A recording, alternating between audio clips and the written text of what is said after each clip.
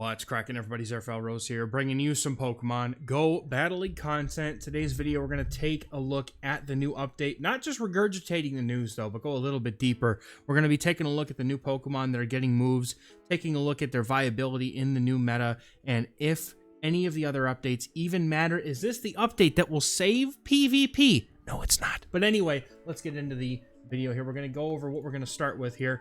We're going to cover the move updates just to give you just a refresher. I'm sure you've probably seen it in 3 or 4 different places by now, but just in case you haven't, we'll give you a refresher on what all the updates are, what Pokemon are going to be affected, and what's actually worth spending the Stardust on in this next season called Dual Destiny.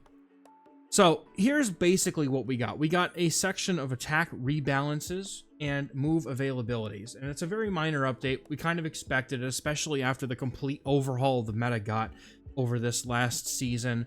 We're all kind of expecting there to be a pretty minor update overall. So that being the case here, we're going to get an increase in energy generation on Ice Fang, Fire Fang, and Thunder Fang.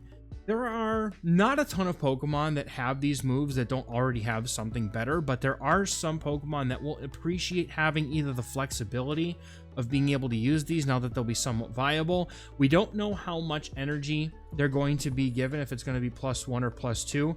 Normally we expect it to be +1 because +2, if you look at, I was taking a look at some of the sims, and +2 on even Thunderfang, Steelix would be disgustingly broken. Like, you thought Breaking Swipe Steelix was bad? Wait till Thunderfang +2 energy Steelix if that happens. But now, I think it would be more fun if it was +2 energy, to be honest. I'm always more enjoying of those more radical updates, but +1 would be normal. So next we have Ice Punch, Fire Punch, and Thunder Punch all getting a slight power boost. There's a lot of Pokemon that have these punch abilities, so we're going to take a look at what actually matters and gets affected by this.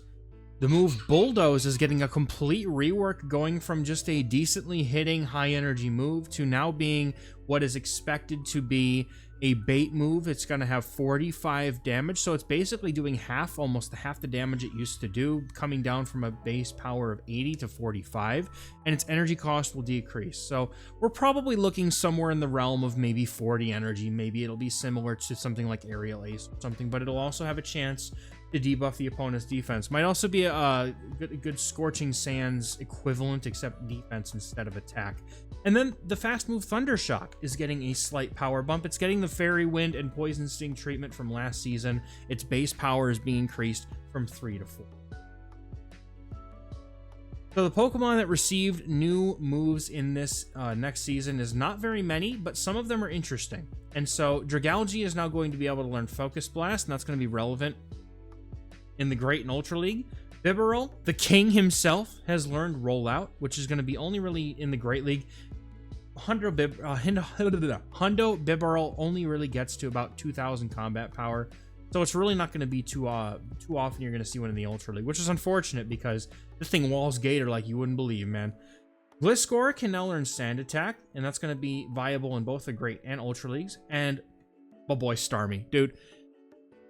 It's getting Psywave and Surf, which is now making it playable. Starmie is one of my favorite competitive Pokemon from MSG. I played when I started playing MSG back in Gen 4. Oh, God, almost 20 years ago, dude. 20 years ago was Gen... I'm old.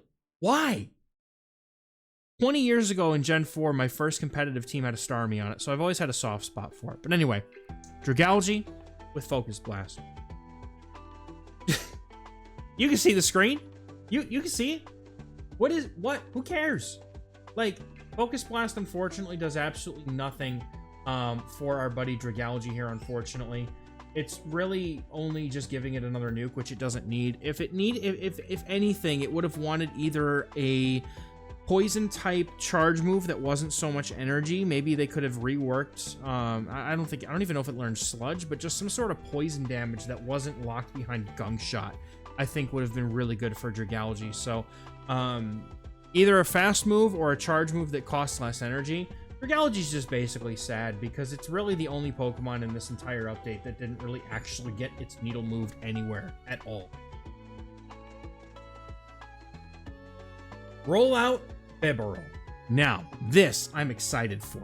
And You're gonna enjoy this. So basically what we're gonna do is we're gonna roll through all 3 of the Pokemon that got the updates, give you a verdict on whether they're worth it or not, what they're gonna be good for, and then we'll talk about the move changes themselves. So roll out Bibarel in the Great League. If you take and compare it to a standard Bibarel with Water Gun, is it Surf and Hyper Fang?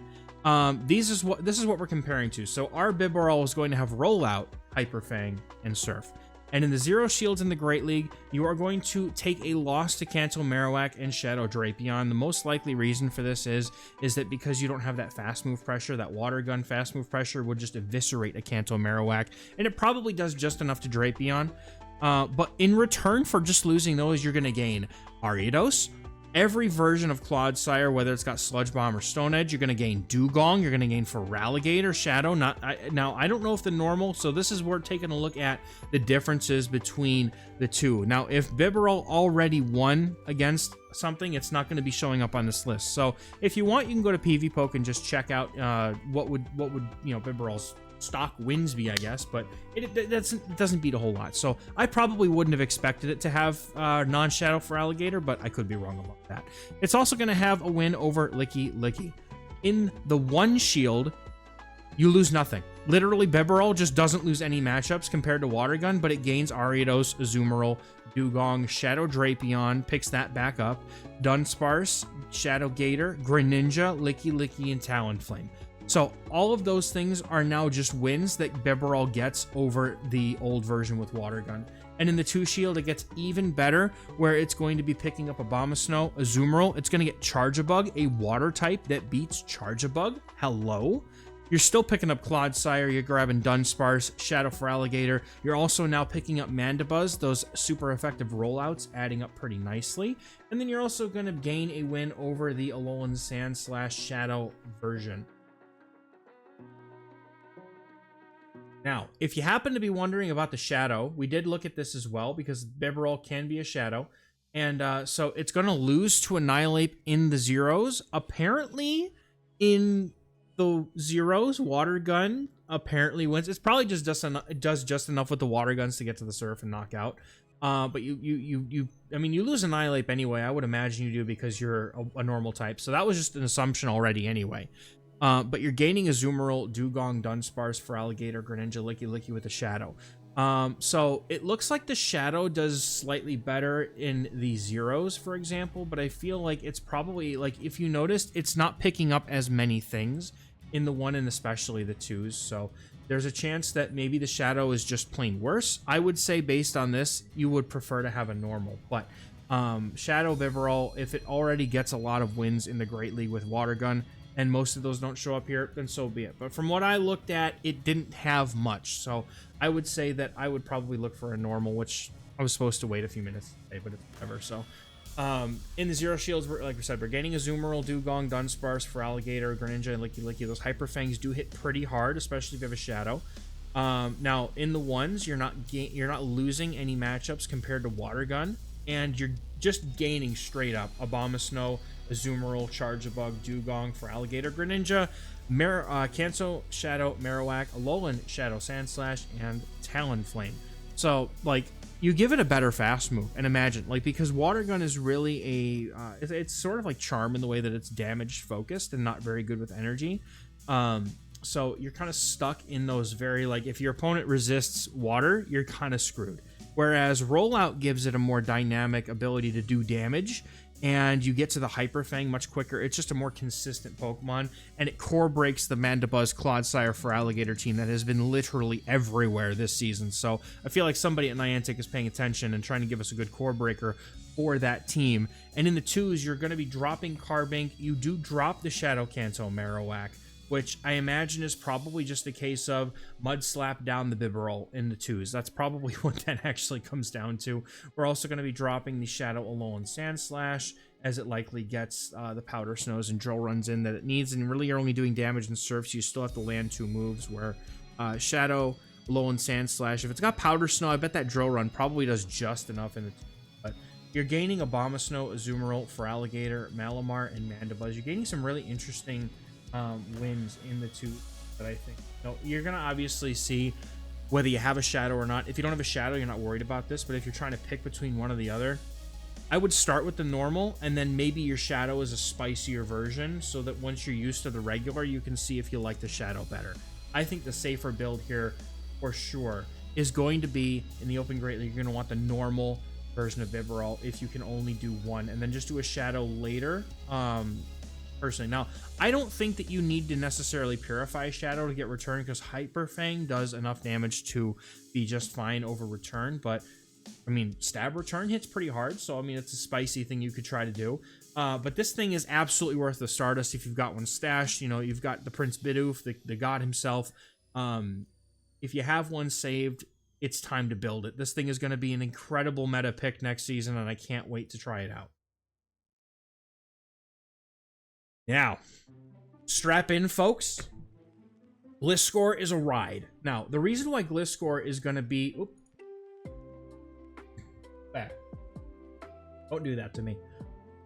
The reason why Gliscor is such a bit of a trip here is because it has a lot of moveset options, right? So what we did was we took the base Gliscor in the Great League and the Ultra League. All of the things that we're comparing to are going to be Fury Cutter, Aerial Ace, Earthquake. That is the moveset that is recommended on PvPoke in the Great League, and so we're going to be comparing to that specifically for the Great League, both for the normal and the shadow. So with that context in mind, I've also tried to highlight in this case the things that you're losing in red and the things you're gaining in green. You're going to notice there's a heck of a lot more green on this I would say paper, on this slide than red. So that's a good thing in pretty much every case, and there's a good reason why you lose most of losing here.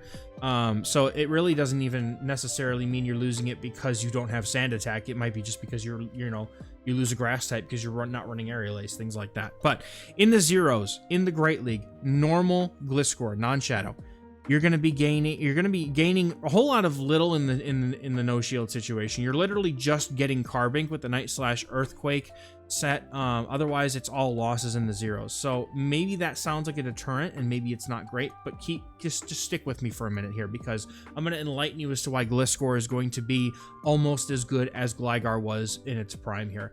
Because Sand Attack is now, it's the same thing as Fury Cutter. Sand Attack and Fury Cutter are the same move as far as numbers go. It's just different typing. But now that Gliscor has a same type attack bonus fast move, just like when it had Wing Attack, now it's giving you the ability to get to these charge moves and also do a decent amount of fast move pressure while you're doing it.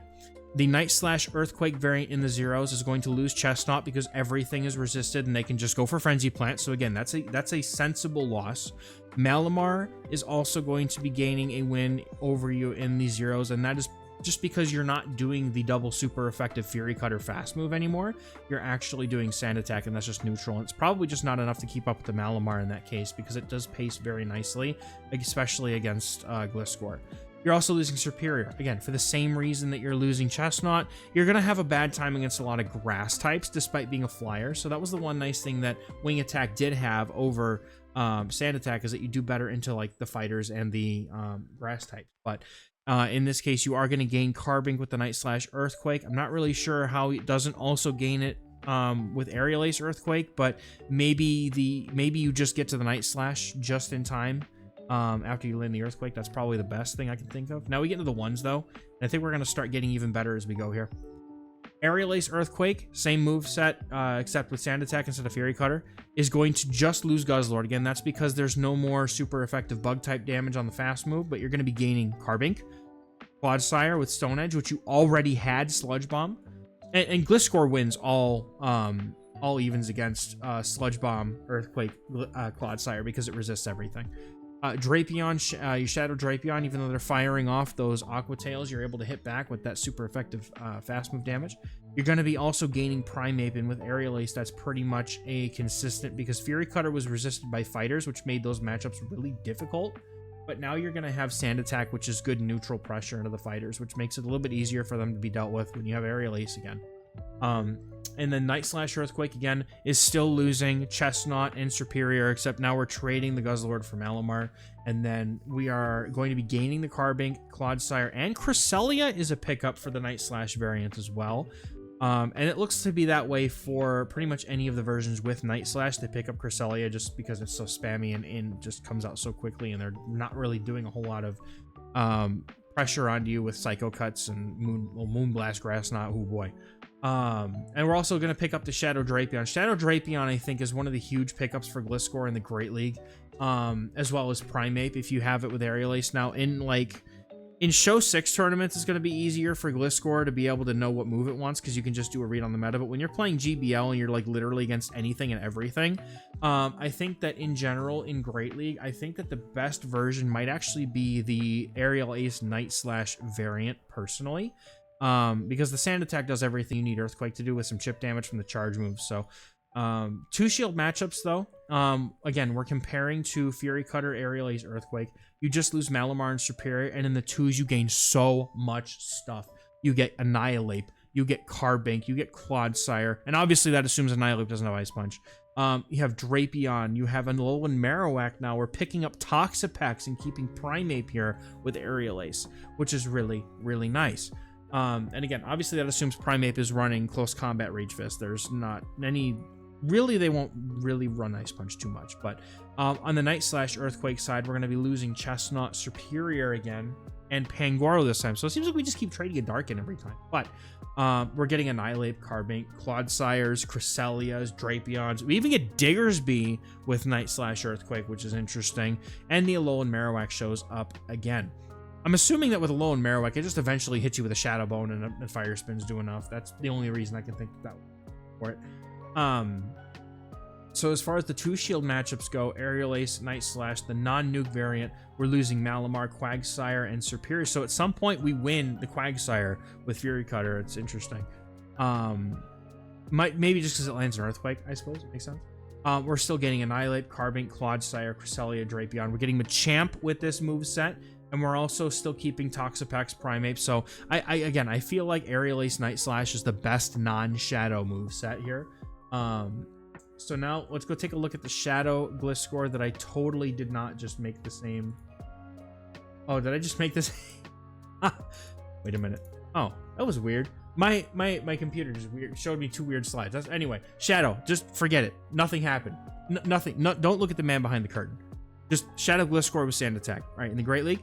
So we're now losing Jumpluff entirely, and I think that's mostly just because we go from having neutral Fury Cutter to triple resisted, I should say, Sand Attack. So that's probably why we're losing Jumpluff, and most of the time we're also losing Grass. So that's why I was going to say that, like, without Aerial Ace and even without Wing Attack, like, Gliscor doesn't do super great against Grasses. So it'll be an interesting thing to team build around for sure, but it does beat a lot of common meta things. So we go down the list here, 0 shields. We are losing Jumpluff, but gaining the Clodsires and Shadow Quagsire in the zeros is very interesting to me. It's really nice to be able to pick something up that technically just is supposed to deal super effective damage and beat you. Night Slash Earthquake is going to be losing Chestnut, Jumpluff. You're also losing Machamp because you have no way to do super effective damage, and Superior as well again. And we're gaining Clodsire. It's Clodsire, Cresselia, Dunsparce, and that is not the fate. Dunsparce. And then in the zeros for Shadow, it's all losses. You're just losing Jumpluff and Alolan Marowak, which to me are not super... You know, they're not super terrible things here because you're not usually going to be in those matchups unless you're in the lead and you have shields or something like that.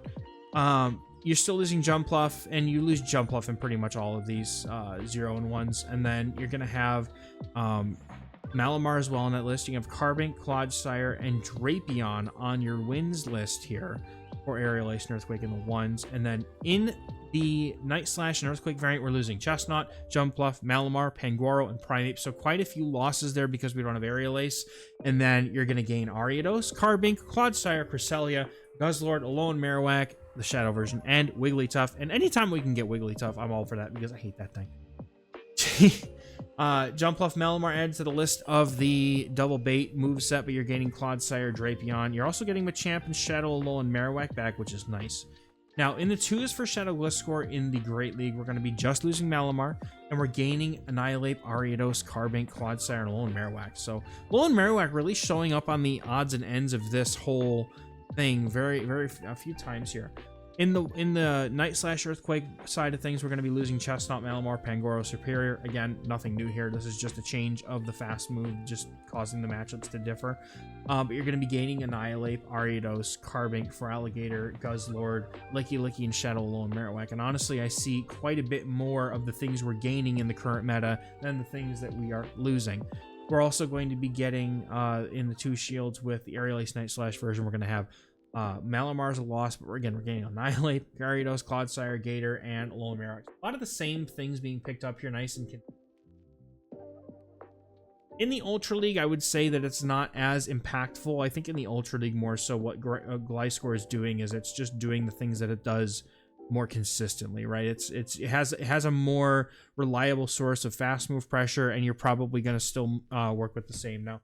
Again, in the Ultra League, we did compare to Fury Cutter, Aerial Ace, Earthquake, but I do think that Night Slash Earthquake is also a good thing to compare to. So the results might be skewed depending on what moveset you'd be comparing against, but that's what we're doing is we are using Aerial Ace Earthquake. I think the Night Slash is technically still a little bit better in the Ultra League anyway, but that aside, Zero Shield matchups, we're going to see a lot of the things repeat here, just like we have been. You can kind of see Dragonite and Guzzlord are going to be things that we lose across the way here, and I think that's because we go from, what is it, single resisted Fury Cutters to double resisted Sand Attack, so that might be just the difference there. But we're going to gain Giratina Altered and Skeleturge with pretty much every iteration that has Night Slash, which is really, really nice, but you also pick it up in the zeros here with Aerial Ace Earthquake with that non-Shadow Glitch. And then with Night Slash Earthquake, we're also going to pick up Cresselia, which is, again, that's going to be another one of those very consistent ones that if you have Night Slash, you're probably picking up Cresselia, Skeleturge, most ghost types. Now in the ones, with Aerial Ace Earthquake, we gain Cobalion, so Cobalion was not even in the win column for this thing when it had Fury Cutter and of it. And also Tentacruel is also picked up here whenever you have Earthquake. The Sand Attacks are going to add up very, very quickly to these things. But the fact that they can hit you back with Scald or Blizzard is also just kind of like a very not so great situation to be in when you're trying to play it out with less than 2 shields. So you're going to end up seeing Cobalion be pretty much across the whole thing here. A lot of Giratina Altered, a lot of Skeleturge, and Tentacruel pops up. Those are the main, I would say, the main guaranteed wins now with Sand Attack in general here. If you want to keep probably boring people by reading off the slides, paraphrasing.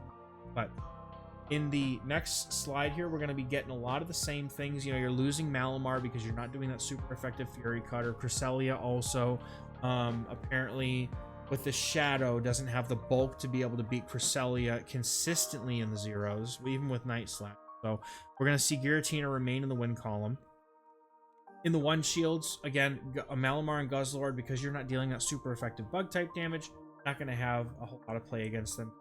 Because they and Virizian's added in the 1s here for Night Slash Earthquake, whereas you're pretty much grabbing Tentacruel, Giratina Altered, and then you're also getting Typhlosion in the 2s, so you're still consistently being able to pick up those, because that kind of brings Gliscor back to where it was when it had a wing attack. It's these things were on the win column much more, so it's kind of nice to see it come back to the extremely versatile Pokemon that it is for League. 2 shield matchups, again, Malamar, Virizian, grass types in general, like Mandibuzz shows up in the 2s there, Virizian and Primeape in the 1s, or in the 2s for Night Slash Earthquake. And we're still gaining the Ghost, the Giratina, the Skeleturge, the Typhlosion. Really nice to be able. Now, as far as that was the Shadow, and that was the okay, cool. So as far as the verdict on Gliscor, do you just keep going and you just completely lose where you are, honest to God. The verdict on Gliscor, that's going to be that Sand Attack, again, that allows you to get those more consistent, like as it functions as a ground type and not just as a flying type now. So it's kind of nice to core break, but also have the ability to just deal with the things that ground normally deals with. And you also beat other ground types as well, which is a really nice thing that it does, as well as just being a really strong counter to poison in a meta now where Drapion, Skuntank, the dark poisons, even poison in general has just become extremely common because it Clodsire, and it cores very well with the newly buffed dark. It's like Pangoro.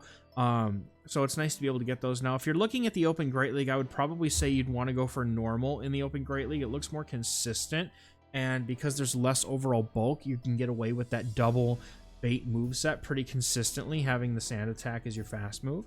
And then in the Ultra League, both normal and Shadow are going to have a lot of really good play. I think that the non-Shadow has nice bulk, but it's always been a little bit lighter on the damage side. Kind of like, I wish this thing would do more damage. It doesn't seem to sacrifice a whole lot of bulk either. Kind of how you had Shadow Gligar and normal Gligar. The Shadow just hits a little harder, which is sometimes just really nice to be able to have. So I have a Shadow and I have a normal. I've used them both when they had Wing Attack. I would say that both are pretty good, but I would usually prefer the Shadow. So we'll see how we'll kind of have to see how it comes out. If you can build just one or the other, for Ultra League, I usually lean Shadow for most things, but I think that it's really, you know, you just have to try. I usually try the Shadow, and if I really want more bulk, I'll go Favorite first.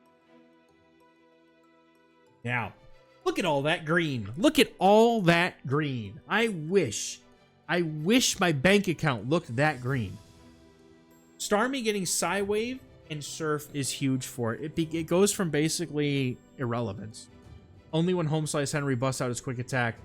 Starmie, which is unobtainable, by the way, and brings that into the Master Premier. But anyway, so all of our Starmie comps here are going to be assuming that the best possible moveset that it currently has, which is unobtainable quick attack. You just can't get it anymore.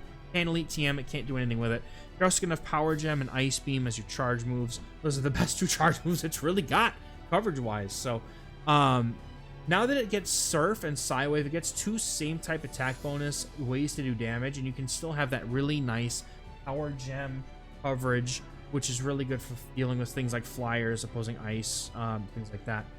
In the Zeros, you are just straight picking up in the Great League. And I don't believe Starmie has a Shadow. If there is one, correct me if I'm wrong, but I don't think it has one. In the Zeros, you're going to be picking up Abomasnow, being able to resist those Weather Ball or Powder Snows and get to that Power Gem very quick. You're going to be grabbing Ariados, Azumarill, both versions of Clodsire. You're going to get Diggersby, Drifblim, Shadow for Alligator, Shadow Machamp, Lone Marowak, Shadow, and Pangoro. There's a lot of really interesting things here that you're getting, and I think I have it in the next. Maybe I did I not? Maybe I didn't put it in this one. I know I had it in here. It must not have saved. Anyway, that aside, you're basically going from like 1 to 3 wins in a league in any given shielding situation to having like 20. So all of these things are gained because Starmie was just that bad. But now it's got a lot of play, and I think that the things that it beats are all pretty like core meta or like on the fringe of like being anti-meta. So very interesting things to be able to pick up, you know, just in general, not even just because it's better now, but the fact that it gains these things, it takes down a lot of really strong meta pillars, I should say. So in the ones, you're still gaining all the things above, but you're also going to be grabbing Gastrodon, which is nice. You're going to be able to KO the opposing Primeape before they get to probably 2 Ghost Rage Fists. Quagsire Shadow is on there. You're also going to be able to pick up Talonflame and Toxapex and Wigglytuff. And again, anything that takes out Wigglytuff, I'm a happy guy. You know I hate that thing. In the 2s, you're getting all of the, you know, pretty much all of the above with the exception of a few things, but it's all still there. So these, I would say that the 2s are like the most consistent pickups for sure.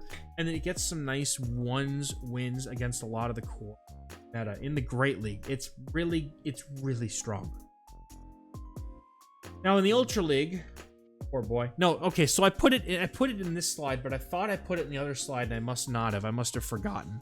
But basically, yeah, Starmie goes from having 2 wins and 29 losses against the Open Ultra League to 8 wins and 23. So, like, oh boy, 6 wins. But it's better than 0, which is what it has in the 2s. And it gains 9 wins. Like, in Ultra League, Starmie's going to be a heck of a lot less useful than it is in the Great League. Just from looking at the things that it picks up, it's not nearly as effective as at breaking the meta that is commonly played as it is in the Great League. So that being said, though, you're going to get a lot of good play against some of the things that are common, and also being able to pick up, you know, things like Tentacruel, Primeape, which are gaining popularity.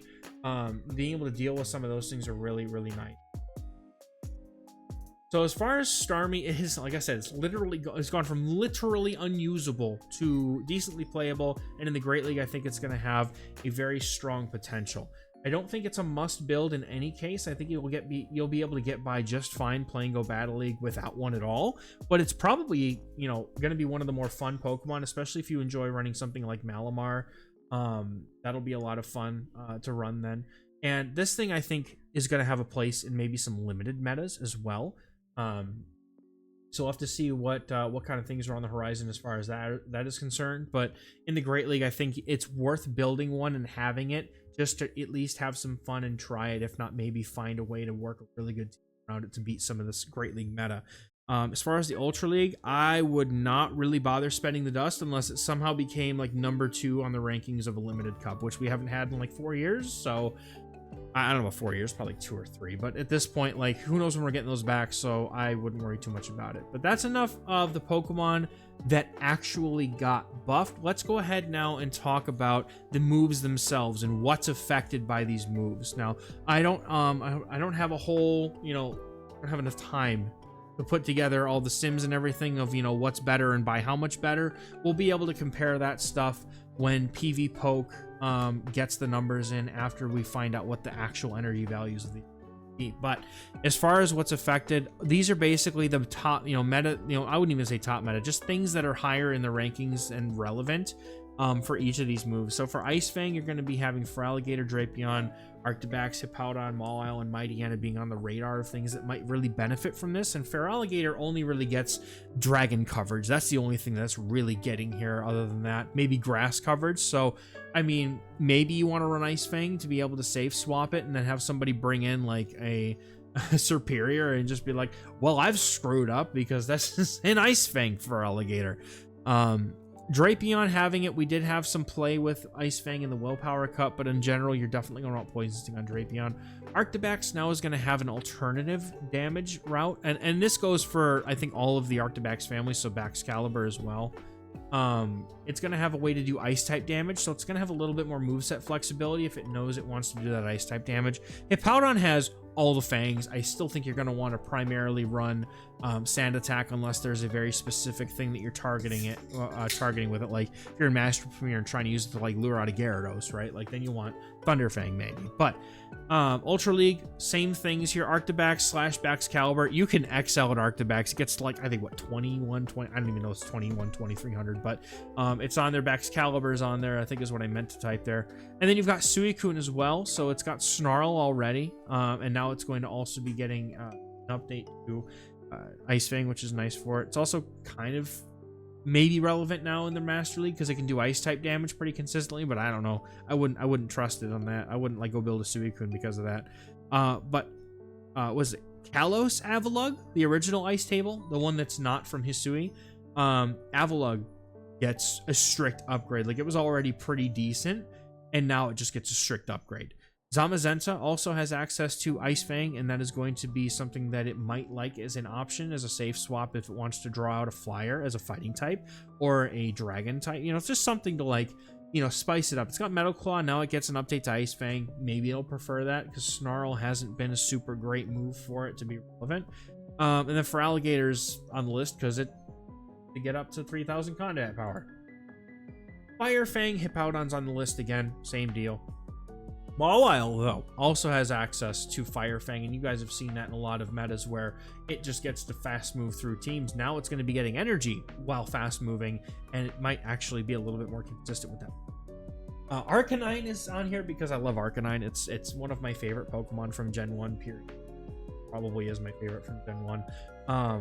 And to see it getting a buff in the fact that it gets more usable fangs, I think that's really awesome, because otherwise it's Snarl and has no real fast move pressure. And Salamence, it has an alternative to Dragon Tail now, maybe, I guess. You want to be able to Fire Fang through those ice types? Go for it. Zacian also learns Fire Fang in the Ultra League and Great League. The Ultra League and Master League, you're going to mostly see that in the Master League. I doubt anyone's going to run Zacian in the Ultra League. But Reshiram also is something to add on this list, as it now has a fire damage source rather than having to rely on Dragon Breath. So that might actually help make it even better into fairy matchups that typically would do very well into it because it has to rely on Dragon Breath. Then Entei's on here because, you know, they've been buffing Entei with this and that, so why not put Entei on the list? Thunderfang Rebalance. Steelix. Steelix, Steelix, Steelix. Steelix is going to be so much better with Thunderfang in a lot of situations as long as you can keep it off of other ground types. That thing is going to be able to chew through fairies. It's going to be able to chew through flyers. It's going to be able to just do Thunderfang Steelix. If this is what I'm saying, that if Thunderfang gets +2 energy, it's going to be insane Steelix. Like, oh my god, like the thing will just chew through everything. But something else that I wanted to throw on here is Mightyena having Poison Fang, and the Fang moves. It has that fast move with the quick charge move to debuff the damage. So yes, that might be relevant. And Manectric has a same type attack bonus Fang move now rather than having to deal with Snarl. And then if you're playing Mega Master League at some point, Mega Steelix will also be able to use Thunderfang, so that might be somewhat relevant at some point. Now, as far as Ice Punch, there's a lot more things that are meta relevant that learn Ice Punch. Ice Punch is in general a very nice coverage move as opposed to the other two punches. And so Hypno is going to be benefiting from all of these extra damage on the punches here because it has all three of them. Primeape, Annihilate, Alolan Sandslash is one that actually is just straight buff because you're always using Ice Punch. Poliwrath, you're using Icy Wind anyway. Dusclops has most of the punches, Haunter has Ice Punch, and Electivire is one I think is going to be something to watch out for, as well as Medicham having a bit more oomph into those Ice Punches maybe helps it get a little more relevant again. Maybe. I mean, the people who built one would like to see it, and we've seen it so much at this point, it's like, man, I don't know if I want to. But Ultra League, a lot of the same Pokemon here. We're also adding Marshadow onto the list twice because I must have forgot I typed it. Ursaluna is here as well in the Master and Ultra Leagues, mostly in the Master League here, has all of the punches, so it's going to get better. There's no trade-off, unless you're not running punches. As far as Fire Punch, this list is extremely small. Diggersby, Hypno, and Dusclops are pretty much the only greatly relevant things that learn Fire Punch. Then there's Marshadow, and then you have Ursaluna. Groudon is something that typically relies on Fire Punch anyway, so the nice damage. Nice. And again, Mega Master League, if you have Mega Shazam, Mega Alakazam, does learn Fire. Thunder Punch, though, is just as common, if not maybe a little bit more common after an update a couple seasons ago, than Ice Punch. You're going to find that on Goodra, Chestnut, Typhlosion, Lucario, Hypno, Scrafty, Muck, Ampharos, Electivire, Raichu, and Pachirisu. And Raichu and Pachirisu are really just like limited meta things. But Electivire also has Thunder Punch, but it usually wants Ice Punch Wild Charge, so it's there if you want to use Thunder Punch. But Goodra is one that I think is going to really benefit. And Typhlosion, again, already runs Thunder Punch, so does Lucario. You're not really seeing a lot of Scrafty and Muck, and that's not going to make them super relevant. But Ampharos already runs Thunder Punch most of the time. So you're going to see a lot of things that just already run Thunder Punch get even better. And again, Mega Ampharos, Mega Lucario for Master League.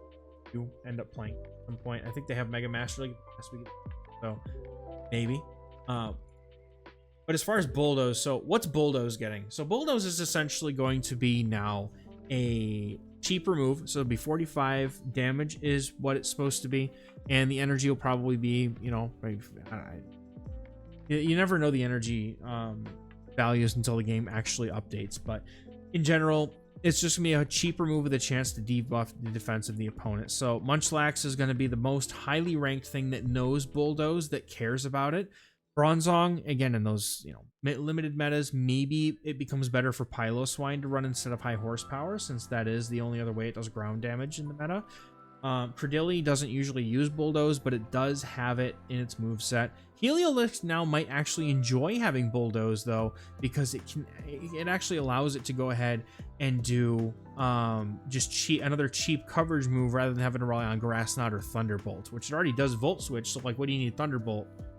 You know, maybe it'll be nice. But Celesteela, also something that I felt like has been just like, it looks like it might be okay, but then it actually sucks. But Celesteela learns Bulldoze, as does Komala, which is gonna, you know, having a cheaper bait move makes things more usable because it's easier to pressure shields and win matchups that way. Arcanine also apparently has Bulldoze on its moveset. I didn't even know that, so that's new to me. And then Mamoswine in the Ultra League and the Master League, as well as Zygarde. Zygarde just getting better in every format that's allowed in by not having to go for Earthquake. It can just go for a cheap Bulldoze and just bulldoze through matchups. Now, Thundershock is one that affects a lot of Pokemon, and I looked it up on PvPoke. Volt Switch is currently 4 energy per turn, and you're going to be basically getting a 4.5 energy per turn move that's faster than Volt Switch on Thundershock now. So if your Pokemon can learn Thundershock and Volt Switch, you're going to want to prefer Thundershock now over Volt Switch. I don't know that the damage is necessarily going to be as much with Volt Switch, but if you're looking just for energy anyway, you're going to want to prefer having Thundershock. So the things that already ran Thundershock though, Stunfisk, Unova, Togedemaru, Zapdos, Emolga, Morpeko, Hisui Electro, Dedenne, Electivire, Melmetal, Magneton was one of the ones who used Volt Switch. It might actually now want to prefer Thundershock, but everything else on the list already had Thundershock, so it's just getting one a little bit more damage. And then all those same Pokemon here in the Ultra League with the addition of like a little Raichu. And then in the Master League, it's really just Melmetal, honestly. Everything else is Spice or Thundurus. It's Thundurus. That's really the only thing on the list is Melmetal, really. So the biggest winners of the entire meta, and here are my 6. Steelix, I think, is going to be huge in the Great League, and even in the Ultra League with Thunderfang. I think it's going to be big winner here. Bibarel, I think, is also one of the biggest winners here. Having a whole new way to play it and making it even better than some of the other rollout users you guys saw. It picked up Dunsparce and Licky Licky in some situations. You know, not having to play with the nerfed Body Slam as your normal type damage is really, really nice, which is probably why it does better in a lot of situations. It has Surf, not only for coverage, but same type attack bonus. And Hyper Fang is just Body Slam, but harder hitting and better, more energy. It's a harder hitting Body Slam. Zygarde with the Bulldoze rework is going to be a very consistent Pokemon, and now may not be necessarily as reliant on being able to fast move and just bulk its way through matchups. It might be able to do more with Bulldoze now. And Starmie, y'all know I love Starmie. It's just, you know, you can't go from literal 0 to hero overnight, and it's Starmie in this cup. And then you guys heard me talking about Electivire earlier. I think Electivire also could come back in a big way, doing more damage on the fast moves and having a buffed Ice Punch. I think it just, like, everything just goes up for Electivire. I think it might just be enough to put it into relevance in some formats where electrics are usually disrespected. Looking at you, Ultra League. And then Primeape. Pour one out for Primeape. They almost nerfed Rage Fist. They were going to. Rage Fist was going to have a change to be more energy, and then it disappeared from the blog post. I'm pretty sure that people were like, I just got this Calm Day Pokemon 2 weeks ago. Why do I have to get a nerf already? It's probably something like that. So that's pretty much what happened with Primeape. So it was going to get a little bit of a nerf because I think Rage Fist honestly belonged at 40 energy in the first place, but they put it at 35 and they're keeping it there. So Primeape is going to continue to be a dominant force, and I might actually have to start using it now because I've been on the bad end of a lot of Primapes, and boy, do those things just, they hurt, man. They hurt. But anyway, that's going to do it for me for today's video, guys. I hope you enjoyed. Hope it was helpful. Hope this kind of, you know, enlightened y'all about some of the reasons why, even though there's only a small amount of updates, there actually can be quite impactful, and there will be kind of, I don't think they'll add to the meta. I think that this is a fine-tune update where the things that are being added actually have some relevance, which is nice to see. But that's going to do it for me for today's video, guys. Thank you so much for watching. I'll catch you in the next one. Bye-bye.